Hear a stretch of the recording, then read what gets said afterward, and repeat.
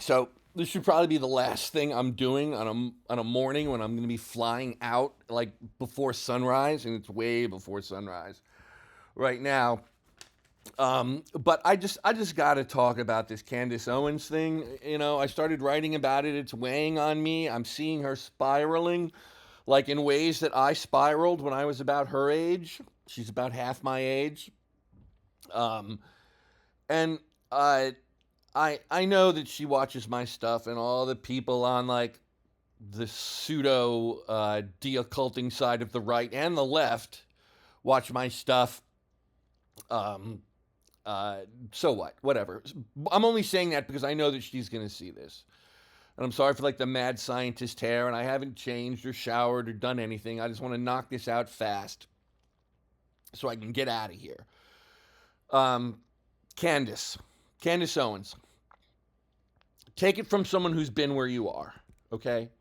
Take it with someone who's been where you are. I'm not saying you're wrong about anything. I agree.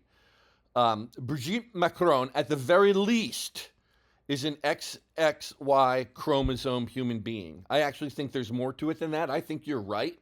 I think she is actually trans, but I think at the very little, at the least, she's XXY, and there's lots of XXYs out there, and they were trying to roll them out like with a slow roll, with the Olympics, and then some teases in the field of women in politics and sports. Didn't work. Um, so I don't know what's going to go on with the Macron thing, but I will say that certainly they've got it out for you on that because they got to go back into hiding on it. So that's one. I think you're probably right about that, and I think you're definitely right that there are demons on the loose. I mean, I was saying that before you did. In fact, maybe you heard it from me first, and then you decided to run with it. I don't know. But yeah, you're right. There's demons on the loose. And the third thing is that you're saying that Trump betrayed Charlie Kirk and cut some sort of deal for peace or for American greatness that required his assassination. Which I don't know if it's Trump, but I'm sure that it's somebody. And I'll just keep repeating, as I've said from day one, I don't care what you don't believe about the official story regarding Charlie Kirk's murder in public, other than you don't believe it. So if you want to believe Trump was behind it and that's what you're digging into, that's fine. If you want to believe that Israel was behind it and you're digging into that, well, with me, that's fine. If you want to think it was some like grand satanic Luciferian Baphomet based trans assassination conspiracy, I don't agree with you at all, but you're welcome to pursue that, just as long as you don't think it was a lone gunman.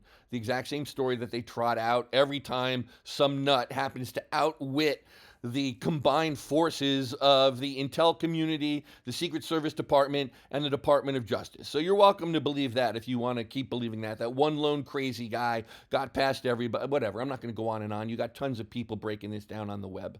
But it's going to be different, whatever. I'm not going to go down that tangent either. But no, Candy-0, in my heart, I think you're right about all three of those things. But you know what? That doesn't matter so much when you're taking on so many enemies at once. You're taking on so many enemies at once. And I don't know if your allies are the allies you think they are. I get the feeling you're starting to feel some allies turn on you already, and you're aligned with the crown, best I can tell. You jumped from the Zionists when you were aligned with Daily Wire to the crown when you married this guy Farmer. The crown has literally had their queens and princesses killed, Candy-0, in order to maintain their upper hand or to gain an advantage on the propaganda front. I mean, Henry VIII, he literally had his wives beheaded and nobody said a thing. So consider this part a cautionary fable that even the people closest to you may not be trustworthy. Even the very closest people to you may not be trustworthy. So what I am drawing this all around to is what happened to me when I went this far down the rabbit hole. And not just one rabbit hole, like 3 or 4 rabbit holes. And every one of those rabbit holes, goes somewhere. I'm not saying they're dead ends. I'm just saying that they're dark and they're dangerous, and the rabbits start to get teeth after a while. So the first time I started digging into this stuff, I mean, I went down pretty far, and it started to influence my marriage, my just like everything. It was bad, and um, I I just had this vibe. It was time to let go for a while. Like I had to step back for a while, and it went on for a while. I went into advertising, made a bunch of money. Thought I had a great life, then gradually pissed it away, and that's fine. I don't have any regrets about it really. Got my kids back. And my kids are successful, so really that's all. That's the big win in adulthood. As a parent, that's the big win. So for years and years, I was in advertising, kind of keeping my finger in the conspiracy crowd and, being cynical about stuff when I talk to people in advertising and haha, we're all whores and it's all corrupt and blah, blah, blah. But then my son, got minor vaccine damage, just like a little thing, and he got over it, but it was weird. And it was for the HPV vaccine. And he got these welts all over his back and a terrible, terrible temperature. And like he was in pain, and it hurt me. I was concerned. So I started digging into this vaccine, and I discovered there was really no reason for boys to be getting this HPV vaccine. And it was like to stop sexual transmission in girls mostly. But even then, they were giving them to girls when they were super young. And again, I'm not going to go down this tangent, but the HPV vaccine, it's not great. I wouldn't take it. Wouldn't give it to your kids, definitely. And it might not hurt everybody. I'm not saying all these vaccines hurt all the kids all the time. There's people who do say that. I'm not saying that. But some kids do, and it's a much larger percentage than they say. And you know what? Candace Owens knows this too. And so do a lot of other people. And that's what we're getting back to, because I really want to be out of here in 10 minutes so I can take a shower and get out. So after I learned about the vaccine thing, it's really hard to keep your mouth shut about that. But it wasn't doing me any favors, like in the world of freelance marketing and PR. Nobody wants to hear that stuff, especially when you kind of got a reputation as like, and let's face it, a smart guy who's a little weird, right? And thinks things that most people don't. So to talk about vaccines being bad, it was not a good thing. But I was praying about it.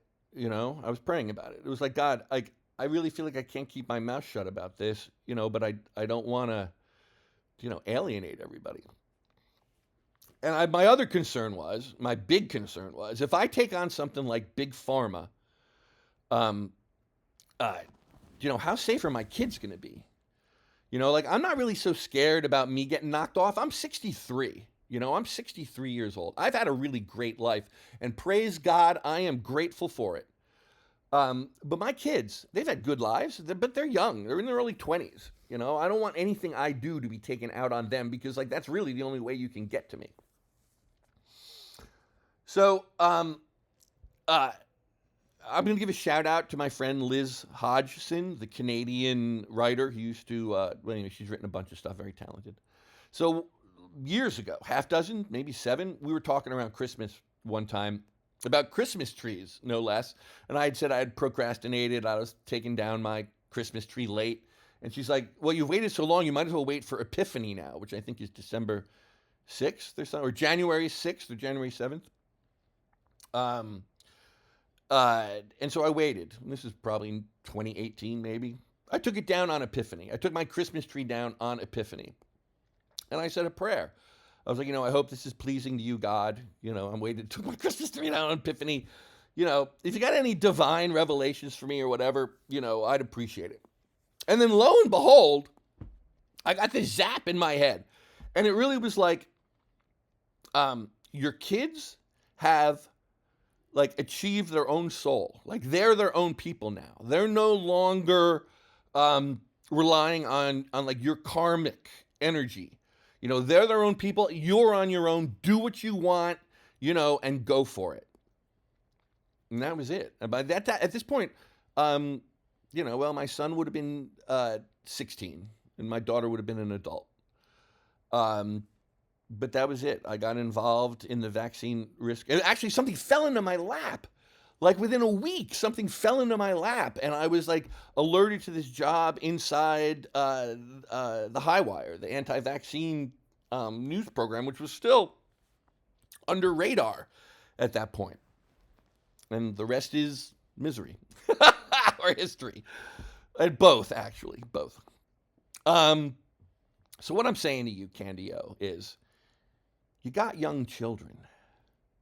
You know, I mean, your number one job, more than anything else, is to keep yourself safe so you can raise those children. What do you got, 4 now? I don't even remember. It's more than 2, right? You got a bunch of kids. If I'm wrong, and I might be wrong, if you feel 100% that your husband, the farmer, and the royal family have your back, then you go right on. Keep going. Keep going. More power to you. Praise God. I don't think they do. I don't think they do. You know? And if you go, I'd be really concerned for those kids. I'd be really concerned for those kids. 4 young kids from 2 very attractive people cut loose inside that bloodline. Just my opinion. All right? You're making some really powerful occult enemies. If you do not have really powerful occult people at your back, if you are not 100% sure, be careful. Christmas season is coming. Thanksgiving, Christmas season.